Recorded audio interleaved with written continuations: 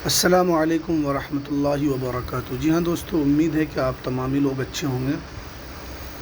जी हाँ दोस्तों, एक बहुत महत्वपूर्ण अपडेट आ रही है।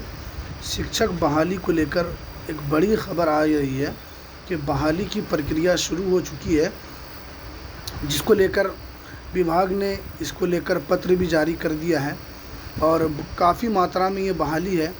क्या है पूरी अपडेट आपको हम इस वीडियो के अंदर बताएंगे बहाली को लेकर, और कब तक आप इसके अंदर फॉर्म भर सकते हैं। पूरी जानकारी आपको हम इस वीडियो के अंदर बताएंगे। तो वीडियो शुरू करने से पहले आपसे रिक्वेस्ट है, आप अगर हमारे इस चैनल पर नए हैं तो इस चैनल को ज़रूर सब्सक्राइब कर लें, बेल के ऑल के नोटिफिकेशन को ज़रूर प्रेस कर लें, ताकि आपको बिहार मदरसा बोर्ड से रिलेटेड जो भी खबरें आती है, चाहे वैकेंसी से रिलेटेड हो, चाहे एग्ज़ाम से रिलेटेड हो, कोई भी अपडेट आती है मैं आपको सबसे पहले इस YouTube चैनल के ऊपर देने की कोशिश करता हूं। तो चलिए हम वीडियो को शुरू करते हैं। जैसा कि आप अपनी स्क्रीन पर देख रहे हैं कि सरकारी अस्पताल का दिव्यांग पत्र मान्य। 1,70,000 शिक्षक बहाली के लिए ऑनलाइन आवेदन शुरू। मैं आपको बता दूं, ये जो बहाली है BPSC के द्वारा लिया जा रहा है। जैसा कि आप जानते हैं कि कुछ दिन पहले बिहार सरकार ने 1,70,000 बहाली निकाली है, जिस बहाली करने की ज़िम्मेदारी BPSC को दिया है। इसके अंदर नया नियमावली आया था, उसके बाद ये बहाली मुकम्मल आई है। और क्योंकि काफ़ी दिनों से ये चल रहा था कि कब इसका ऑनलाइन फॉर्म भरा जाएगा, तो इसको लेकर अब ऑनलाइन फार्म भरना शुरू हो गया है।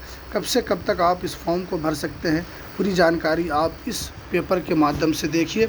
राज्य के कक्षा 1 से 12 तक 1,70,461 शिक्षक भर्ती परीक्षा के लिए BPSC ने आवेदन लेने की प्रक्रिया शुरू कर दी है। 12 जुलाई तक आवेदन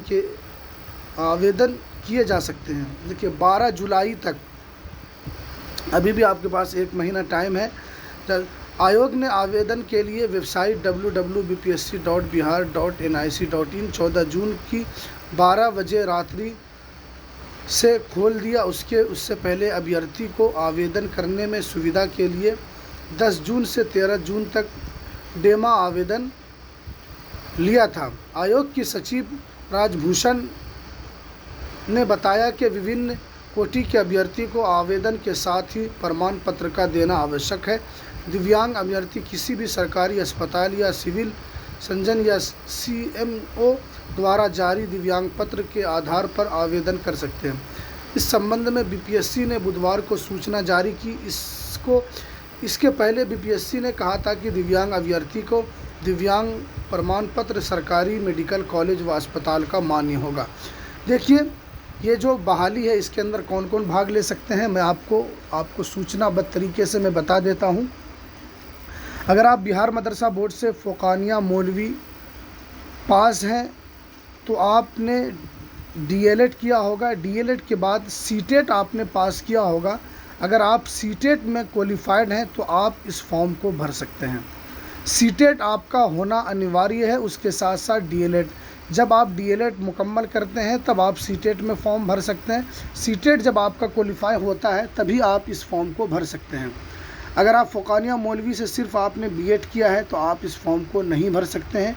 ये मैं आपको साफ़ तरीके से बता दूं, इसलिए कि कुछ चैनलों पर आपको इस तरह की खबरें मिलेगी। लेकिन मैं आपको ये साफ़ कर देना चाहता हूं कि अगर आप फ़ोकानिया मौलवी से आपने DLED किया है, उसके बाद आपने CTET पास किया है, तब आप इस फॉर्म को ज़रूर भरें।